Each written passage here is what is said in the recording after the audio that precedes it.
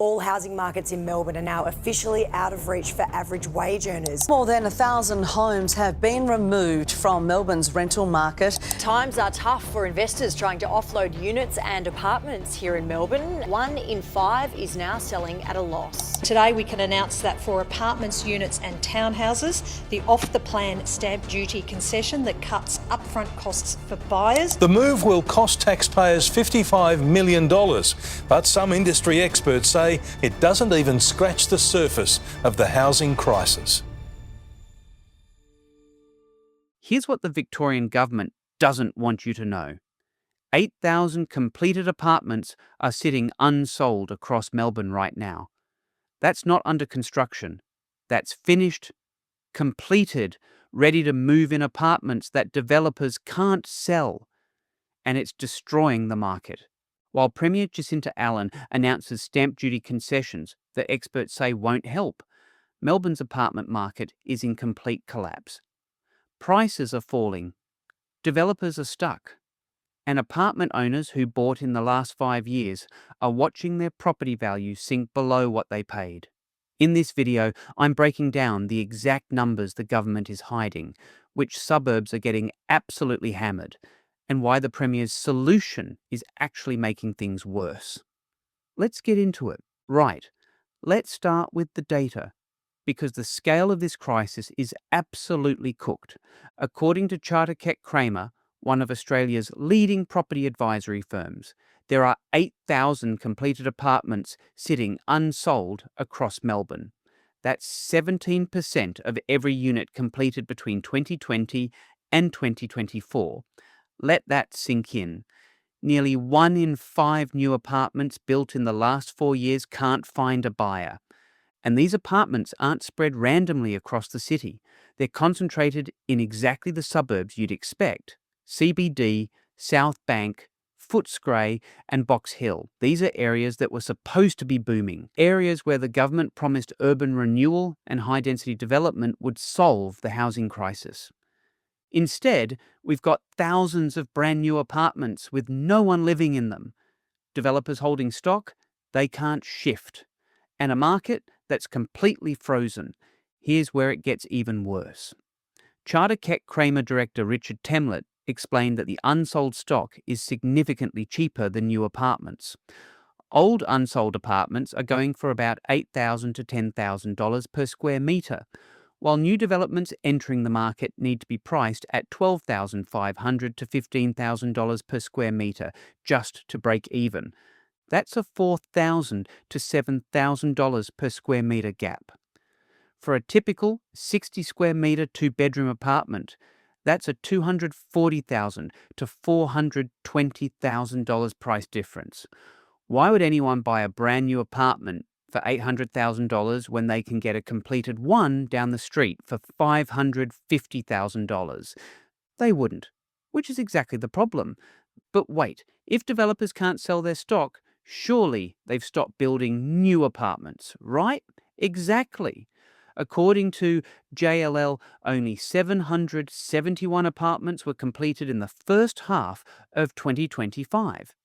If that pace continues, we're looking at roughly 1,900 completions for the full year, the lowest level since 2008. To put that in perspective, Melbourne has historically completed around 3,600 apartments per year on average. We're now at half that rate. Why? Because developers can't get new projects off the ground when they're sitting on 8,000 unsold units from previous developments. And here's the nightmare scenario. Even though construction has collapsed, apartment prices are still falling. According to the Real Estate Institute of Victoria data analysed by Urban Property Australia, 2-bedroom apartments, down 0.8% to $627,000 year to June 2025. 1-bedroom apartments, down 1.6% year to June 2025.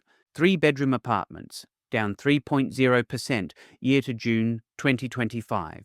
This is a market in freefall. Construction has halved. Thousands of apartments can't be sold, and prices are still dropping. That's not a correction. That's a collapse. So, who exactly is getting destroyed by this apartment market collapse? Let me paint you a picture of the people caught in this crisis. Victim number 1, apartment owners who bought 2020 to 2024. Melbourne City Council area has posted the highest proportion of loss-making sales for units in the country. On average, owners who held a unit for the last 10 years lost around $65,000. Meet Sarah. She's 32 years old, works in marketing, bought a brand new one-bedroom apartment in South Bank in late 2021 for $550,000. She put down a 10% deposit, $55,000 she'd been saving since university. Borrowed $495,000. Back in 2021, she locked in a fixed rate of 2.19% for 3 years. Her repayments were $1,850 a month, manageable on her $85,000 salary. She thought she was building equity, securing her future, getting into the property market before it was too late. Fast forward to 2025. Her fixed rate expired. She's now on a variable rate of 6.5%. Her repayments? $3,300 a month. That's an extra $1,450 per month, $17,400 per year she suddenly has to find. But here's the really brutal part. Her apartment is now worth less than she paid for it. According to the latest REIV data, one-bedroom apartments in South Bank are down roughly 5 to 10% from their 2021 peaks. Sarah's $550,000 apartment? Now, valued around $495,000 to $520,000 depending on the building. She's in negative equity. She owes $470,000 on a loan for an asset worth $500,000. If she sold today, she'd barely break even after agent fees and legal costs, and she'd lose her entire $55,000 deposit. She can't refinance. She can't sell without taking a loss. She's trapped. Victim number 2, developers holding unsold stock. A lot of large construction companies folding because of the fixed price contracts that they signed, and then the rising cost of construction, which means the jobs they've been starting over the last 12 months have created losses. Developers are stuck with billions of dollars worth of completed apartments they can't move. According to Charter Keck Cramer, 8,000 unsold apartments at an average price of $600,000 means developers are holding roughly $4.8 billion in unsold stock. That's capital they can't use to start new projects. That's debt they're servicing with no revenue coming in. And every month, those apartments sit empty. Developers are bleeding money on body corporate fees, council rates, and interest payments. Victim number 3, first home buyers who thought apartments were affordable. A single parent renting after a divorce, buying in his outer suburban area feels out of reach. That's even with the 5% scheme and his 6-figure wage. Apartments were supposed to be the affordable entry point into Melbourne's property market. But even with prices falling, they're still out of reach for most first home buyers.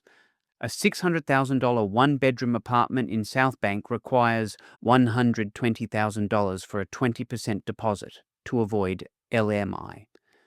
$100,000 plus household income to service the loan without mortgage stress. Strata fees of $3,000 to $6,000 per year. Council rates of $1,500 to $2,000 per year. Melbourne's median household income is around $133,000. Most single first home buyers earn $70,000 to $90,000.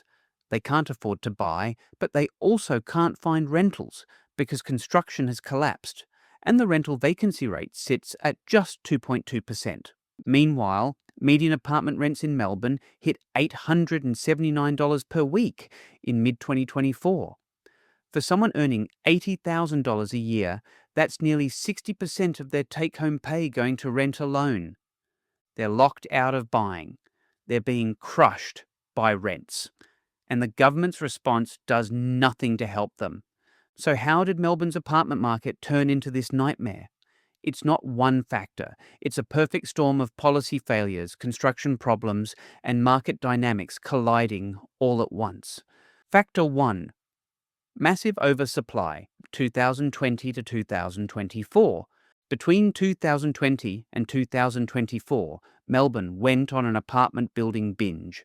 Thousands of units were approved, constructed, and completed, most of them targeting investors and overseas buyers. The supply was concentrated in just a few suburbs: South Bank, Docklands, CBD, Footscray, Box Hill. These areas saw dozens of high-rise towers go up simultaneously. The theory was that Melbourne's booming population would absorb the supply. It didn't happen. Factor 2, construction costs exploded. According to industry data, construction costs have surged by up to 40% since the COVID pandemic. Timber, steel, concrete, everything got more expensive. Labour shortages pushed wages up. Supply chain issues caused delays. An apartment that cost $300,000 to build in 2019 now costs $420,000. But the sale price hasn't gone up by 40%. In fact, it's gone down. Developers are caught in a vice. They can't build new apartments profitably, but they can't sell the old ones they've already built.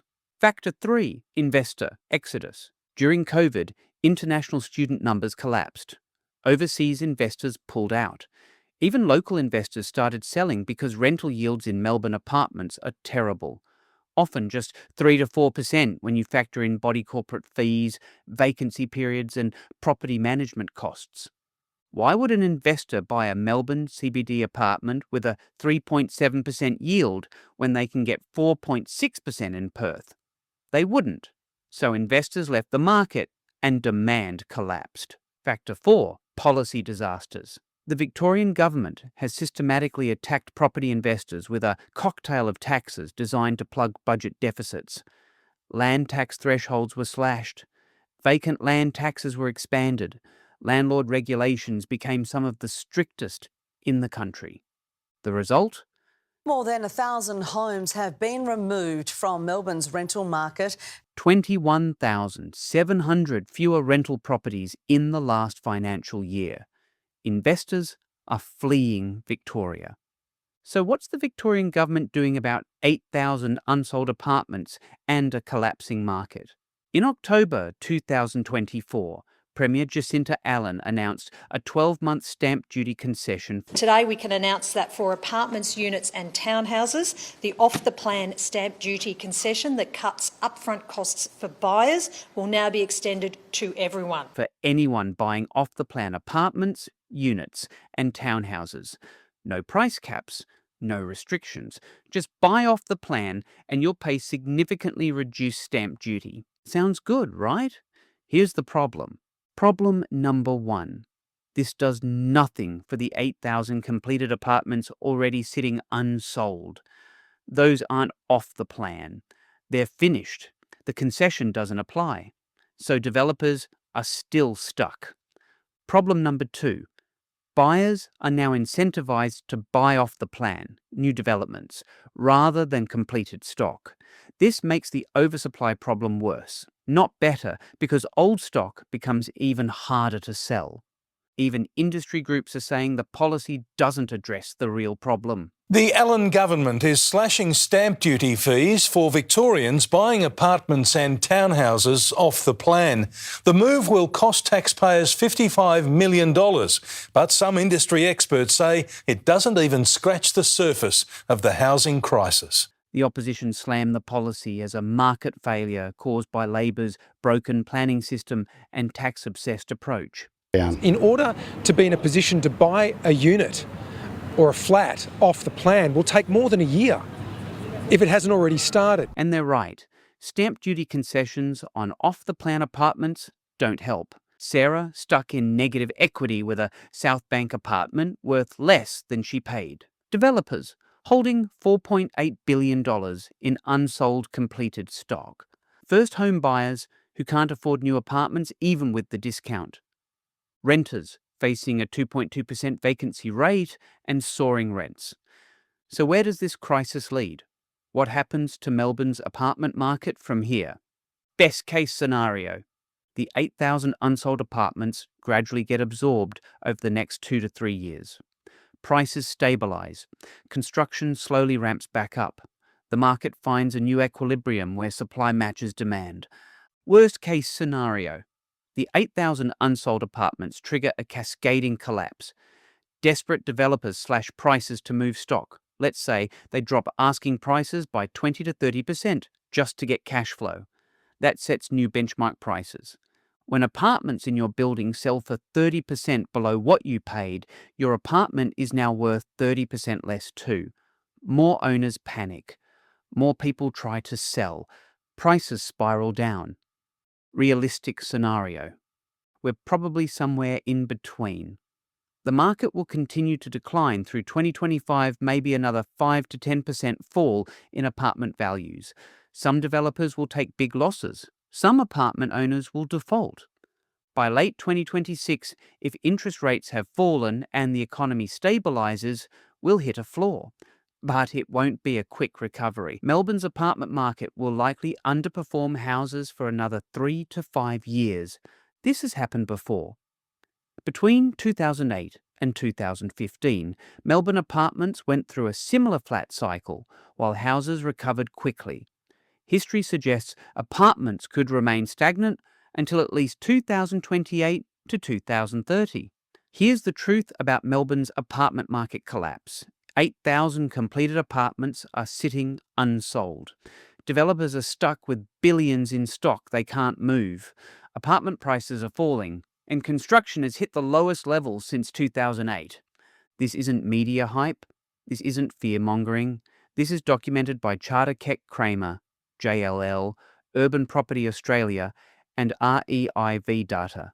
The numbers don't lie. While Premier Jacinta Allan announces stamp duty concessions for off-the-plan purchases, a policy that helps developers start new projects but does nothing for the 8,000 already completed apartments, actual apartment owners are trapped in negative equity. First home buyers still can't afford to buy, and renters are crushed by a 2.2% vacancy rate and record high rents. Remember Sarah? She bought it in South Bank in 2021 for $550,000. Her apartment is now worth $500,000 or less. She's in negative equity. She can't refinance. She can't sell without losing her life savings.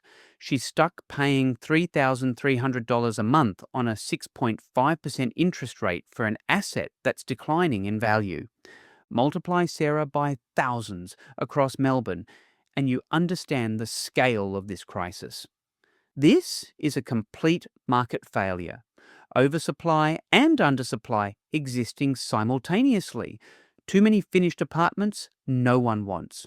Too few new apartments are being built. A government response that misses the point entirely.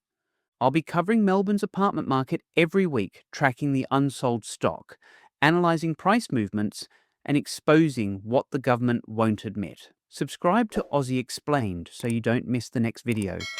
This is the crisis the Victorian government is trying to downplay. 8,000 apartments unsold. Prices are falling. A stamp duty concession that doesn't address the real problem. And thousands of apartment owners like Sarah are trapped in negative equity. Thanks for reading. See you in the next one.